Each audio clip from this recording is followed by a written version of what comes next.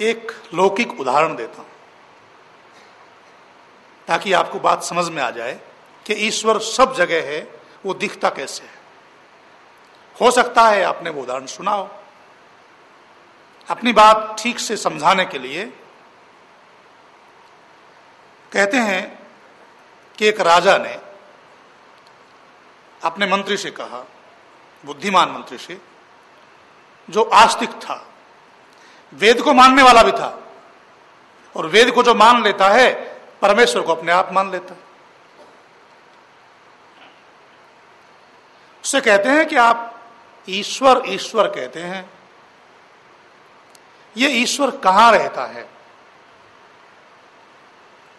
क्या करता है, उसको देखा कैसे जाए, उसके दर्शन कैसे हों। बुद्धिमान मंत्री कहता है, मैं 1 सप्ताह के बाद इस बात का उत्तर दूंगा। 1 सप्ताह हो गया।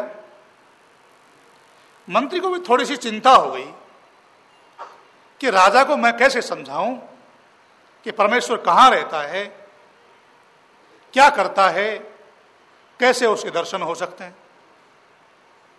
एक दिन चिंता में उसके छोटे बालक ने पूछा, पिताजी आप चिंतित से दिखाई दे रहे हैं, क्या कारण है। पिताजी कहते हैं, बेटा बच्चे हो, क्या करोगे। बालक ने बहुत आग्रह किया, नहीं माना, बताओ। पिता ने कहा, ये स्थिति है, मुझे राजा को जवाब देना है कि परमेश्वर कहां रहता है, क्या करता है, कैसे उसके दर्शन होते हैं। बालक भी साधारण पिता का बालक नहीं था, विद्वान पिता का बालक था, बुद्धिमान मंत्री का बालक था। कहता है, पिताजी इस छोटी सी बात से आप जैसे विद्वान बुद्धिमान व्यक्ति चिंतित हो गए, तो कुछ भी बात नहीं है, मैं इसका उत्तर दे दूंगा, आप मुझे ले चलो। 1 सप्ताह के बाद मंत्री जी दरबार में उपस्थित हुए। राजा से कहते हैं कि यह मेरा बेटा है, यह आपके तीनों प्रश्नों का उत्तर देगा। ठीक है, बोलो बच्चे, परमेश्वर कहां रहता है। बालक कहता है, राजन आपको इतने शिष्टाचार का भी मालूम नहीं है, आप इतने बड़े राजा हैं, किसी को बुलाते हैं तो उसको बैठाते हैं, कुछ खिलाते पिलाते हैं, उसके बाद कुछ बात पूछते हैं। राजा झेप गए। राजा कहते हैं, बोलो बेटे क्या खाओगे। बालक कहता है, मैं छोटा बच्चा हूं, दूध पीऊंगा, दूध मंगवा दो। दूध मंगवाया गया, कटोरे में दूध डाला और बालक कटोरे में उंगली देकर देख रहा है। राजा कहता है, बच्चे क्या देख रहे हो, क्या ढूंढ रहे हो। बालक कहता है, मैं देख रहा हूं, मैंने सुना है कि दूध में मक्खन होता है,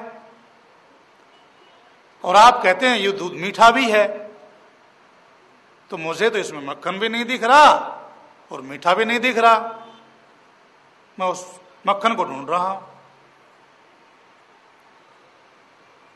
राजा कहता है कि भाई मक्खन इस पूरे दूध में समाया हुआ है,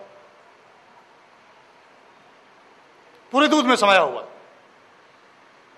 ये तो बिलोगे, इसको पहले जमाना पड़ेगा खट्टा दही डाल करके, फिर वो रात भर जमेगा, उसके बाद आपको मथना पड़ेगा, तब कहीं मक्खन ऊपर आएगा।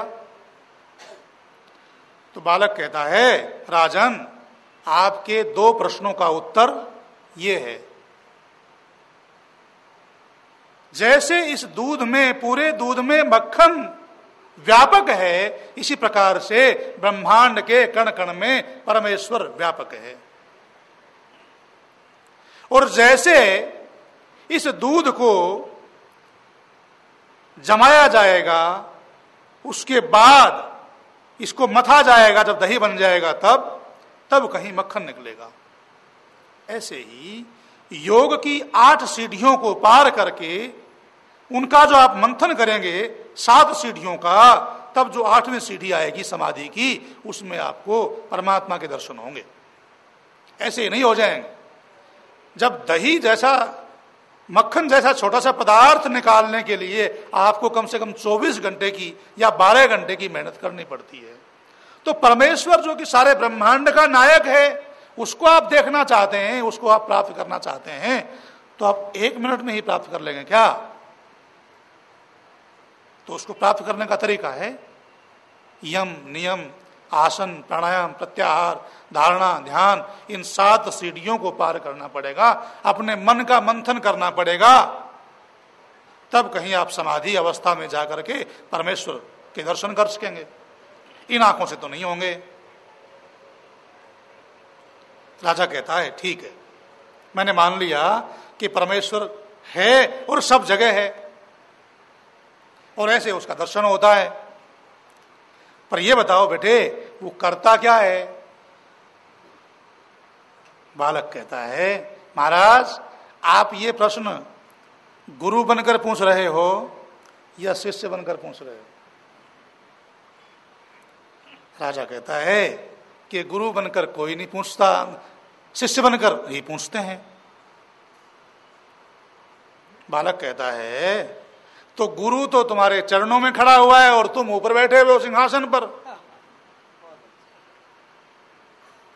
राजा सिंहासन से उतरा और बालक को उठा करके सिंहासन पर बैठा दिया। बालक कहता बस वो यही करता है, ऊपर वाले को नीचे कर देता है और नीचे वाले को ऊपर बैठा देता है, यही करता है। धर्म का जो पालन करते हैं वो उत्थान को प्राप्त होते हैं, उनकी हर समय उन्नति होती है, और जो धर्म का पालन नहीं करते वो पतन की तरफ जाते रहते हैं। मनु महाराज जी कहते हैं धर्म एव हतो हंति, धर्मो रक्षति रक्षित, तस्मात् धर्मो न हंतव्यो, मानो धर्मो हतोवति। जो धर्म की रक्षा करता है, जो परमेश्वर की आज्ञाओं का पालन करता है, धर्म रूपी परमेश्वर उसकी रक्षा करता है, और जो धर्म की रक्षा नहीं करता, धर्म को मार देता है, मनु महाराज कहते हैं वो मारा हुआ धर्म उसी व्यक्ति को मार देता है। इसलिए धर्म की रक्षा मनु महाराज कहते हैं दत्तचित्त होकर करो। सर्वे भवन्तु सुखिनः, सर्वे सन्तु निरामयाः, सर्वे भद्राणि पश्यन्तु, मा कश्चित् दुःखभाग् भवेत्।